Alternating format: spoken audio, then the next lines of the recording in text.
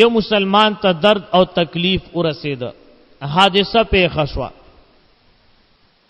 فوتګي وشوه یا بل حادثه پیښه شوه او د باندې غم زیات رااله، یا د یو انسان د طرف نه ورته تکلیف ورسېدو، په زړه باندې غم او بوج رااله او دغه خبرې په ذهن کې ګرځي او راګرځي او د ذهن نه اوزینه او ځان سره ناستې سوچونه کوي، فکرونه کوي، خفګان کوي، غم کوي، نو دغه غم او دغه تکلیف به څنګه ختم شي؟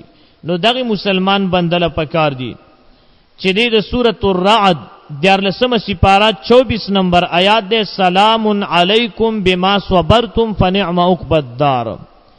دا آیات په کثرت سره دی وای روزانه چې ترسو پورې دغه غمونه پشاشي وینوي تر هغه پورې دی دا وای الله رب ذوالجلال جل جلاله به ټول غمونه ختم کی. سلام علیکم بما صبرتم فنعم عقبی الدار.